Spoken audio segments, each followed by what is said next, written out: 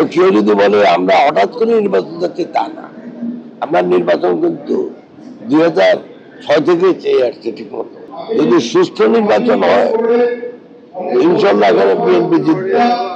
এবং যদি ডিসেম্বরের ভিতরে নির্বাচন হয়, আশা করি আমাদের দলের নেত্রী ম্যাডামও কিন্তু নির্বাচন করবে।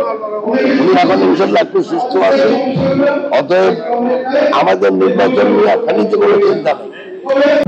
আমরা বারবার নির্বাচন চাচ্ছি, এটা আজকে তো নতুন না। আমরা বলে আসছি যে 2009 সালে বাংলাদেশ 8 সালের যে নির্বাচন হয়েছে, সেই নির্বাচনও মানে অবাধ সুস্থ গ্রহণযোগ্য নির্বাচন হয় নাই। অতএব বাংলাদেশে 2006 সাল থেকে কোন নির্বাচিত সরকার ছিল না, এখনো নাই। তো একটা দেশে যদি দুই যুগ যদি নির্বাচিত সরকার না থাকে, তাহলে কোনোভাবে মানুষের অর্থনৈতিক উন্নয়ন বা মানুষের জীবনমানের উন্নয়ন হবে না।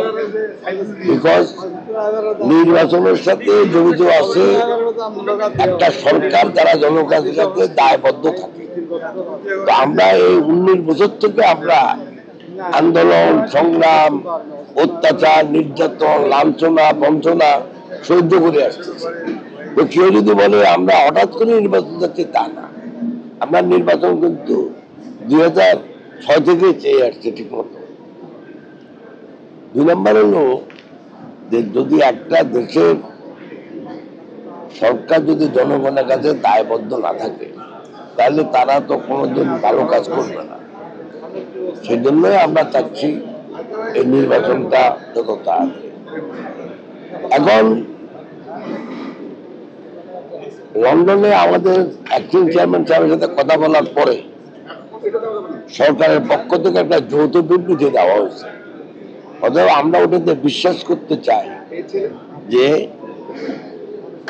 ফেব্রুয়ারির প্রথম সপ্তাহে নির্বাচনটা হবে। তবে আমি মনে করি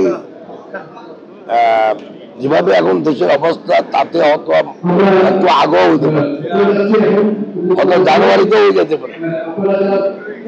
কারণ এখানে আমাদের কোর্টে একটা কেস এখন পেন্ডিং আছে, সুপ্রিম কোর্টে, কেয়ারটেকার সরকার নিয়ে। যদি কেয়ারটেকার সরকার যদি পুনঃপ্রবর্তন হয়, তাহলে এই অন্তর্বর্তীকালীন সরকার কেয়ারটেকার হবে। কেয়ারটেকারের ভিতরে কিন্তু বলা আছে 90 দিনের নির্বাচন। আমি মনে করি যে নির্বাচন হবে, এবং নির্বাচন যদি হয়, যেটা আপনি বললেন ফেনী, আপনি ফেনী ইতিহাস জানেন, যদি সুস্থ নির্বাচন হয়, ইনশাল্লাহ এখানে বিএনপি জিতবে। এবং যদি ডিসেম্বরের ভিতরে নির্বাচন হয়, আশা করি আমাদের দলের নেত্রী ম্যাডামও কিন্তু নির্বাচন করবে। উনি এখন ইনশাল্লাহ একটু সুস্থ আছে, অতএব আমাদের নির্বাচন নিয়ে ফেনীতে কোনো চিন্তা নেই।